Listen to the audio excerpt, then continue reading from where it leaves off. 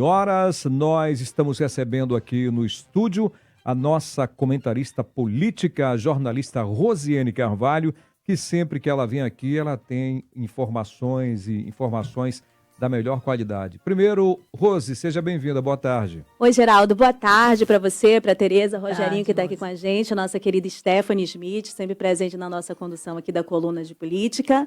Eu que agradeço sempre estar aqui com a audiência da Rádio Difusora. É muito bom falar com as pessoas que ouvem a Difusora diariamente. Rosiane Carvalho, aconteceu o lançamento da Federação União Progressista em Brasília e a presença do governador Wilson Lima, né? Uma visibilidade nacional. Conta pra gente aí.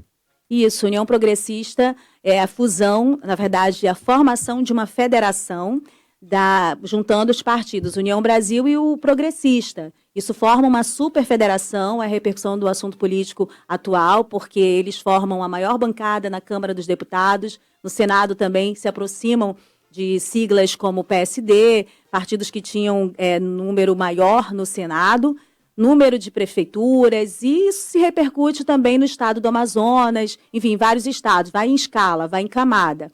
É uma federação tão importante e no momento atual da relação do Congresso Nacional com o governo federal, em relação à coisa da impositividade e da falta de controle sobre as emendas, então o recurso passando direto para as suas bases, veja como isso se configura, que no lançamento dessa federação ontem, havia 4 ministros presentes, além, claro, dos governadores, e como você falou, do governador Wilson Lima, e eles passaram a criticar o governo federal, falar de mudanças e lançar um pré-candidato à presidência da República, que estava presente lá, o Ronaldo Caiado, que é governador de Goiás. Aliás, não esquece que você vai falar, inclusive, ele deu um pronunciamento muito forte e disse, o Caiado, né?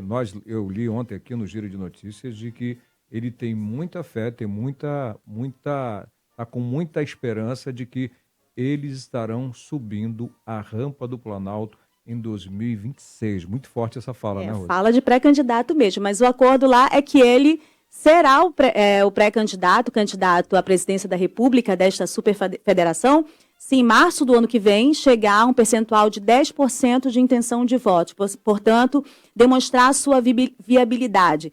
Esse partido tem os seus rachas, como o próprio União Brasil, quando veio da fusão do DEM, e do PSL, também demonstrou em relação a grupos políticos que lutavam pelo poder. Então, para a gente ter ideia de como isso está complicado, não tem um presidente, tem uma cogestão com o presidente do União e o presidente do Progressista. Por isso, tem alas que defendem apoio, indicação de vice e apoio à candidatura do Tarcísio, unindo toda a direita, de centro e a direita bolsonarista, o que seria realmente uma força bem complicada no enfrentamento aí do Lula, né, na condição atual do governo. Enfim, é coisa para frente que a gente vai ver ainda muita confusão. Essas confusões, Geraldo, elas se repetem nos estados, nos municípios, em relação à fusão de grupos tão divergentes. Aqui no estado do Amazonas, a gente vê uma realidade diferente em função de que essas divisões todas ocorreram lá no momento do União Brasil, da fusão do DEM e do PSL. Houve uma disputa acirrada, cruel do Paulderney, né, com as lideranças ligadas ao governador Wilson Lima, mas ele estava lá presente, é insensado, é um governador, né, tem a força dessa máquina importante, do que representa um governador na liderança de partidos e da importância deles também na reeleição e eleição de deputados federais. E ele já consolidou essa supremacia dele em relação aos outros, tanto que, neste momento, a gente já tem declarações do Saulo Viana, que é do União Brasil, e do Paulderney Avelino, por exemplo, de que devem sair do partido, devem deixar o partido e possivelmente migrarem, se filiarem ao MDB, no momento da janela partidária, janela da infidelidade. Olha, eu mandei uma mensagem para o governador Wilson Lima, pedindo dele uma avaliação dele próprio, de como esse partido se apresenta na condução dele para a próxima eleição, para a eleição de 2026. Então, que expectativa se pode ter a partir daí? O que ele me responde é o seguinte, eu vou ler todinho, que são 2 frases curtas, dá tempo para a gente ler.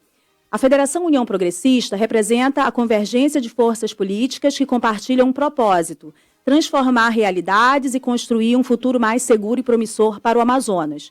Hoje, somos a maior estrutura partidária do Estado, contando com o governador do Estado, que é ele próprio, o presidente da Assembleia Legislativa, Roberto Cidade, que também estava lá nesse lançamento dessa superfederação, 6 deputados estaduais, 25 prefeitos, 208 vereadores, sendo 8 apenas na capital. Essa força nos dá a base necessária para não apenas participar do debate sobre o futuro, mas para liderá-lo. Estamos formando um grupo coeso, plural e conectado com a necessidade da população. Olhamos para 2026 com a certeza de que teremos uma participação efetiva, capaz de apontar caminhos e apresentar soluções concretas. Declaração de pré-candidato, não tenho dúvida disso, né? Agora, Rose, você falou da não só de da pré-candidato, desculpa te interromper rapidinho, de liderança, ele próprio fala.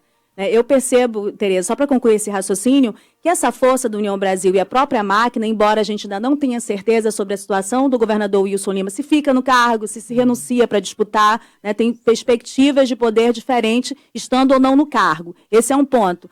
No entanto, ele, em toda essa demonstração de força do Eduardo Braga, do Omar, naquele evento que a gente tratou na semana passada, não diminui a força do governador. Aqui mesmo a gente falou na difusora que ele não tinha sido atacado, né? Não foi atacado por eles. As falas são muito medidas, ou seja, ele tem um poder pelo próprio partido, porque tem o maior fundo partidário, tempo de TV, isso já é bem importante numa disputa, pela máquina, pela liderança desse grupo, como ele se apresenta, um grande poder de negociação. Essa é a minha leitura como repórter. Ele diz assim, olha, não é só isso, nós vamos liderar essa construção de candidaturas para a próxima eleição. Agora, Rose, está com Tereza, sangue nos olhos. Ouvintes internautas, o que, que a gente está falando aqui, né? Nós já estamos falando de 2026.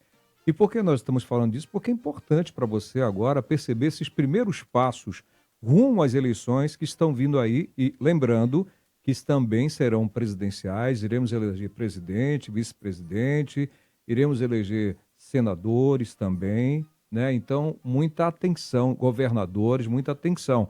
Aí nós falamos do Ronaldo Caiado, que já está falando lá em presidência da República.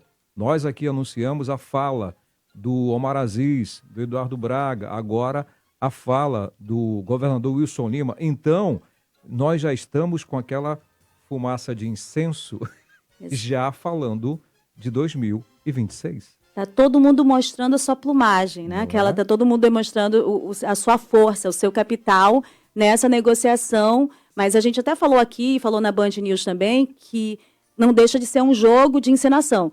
A força deles não, ela está demonstrada pelos instrumentos que eles têm a seu favor, cada um.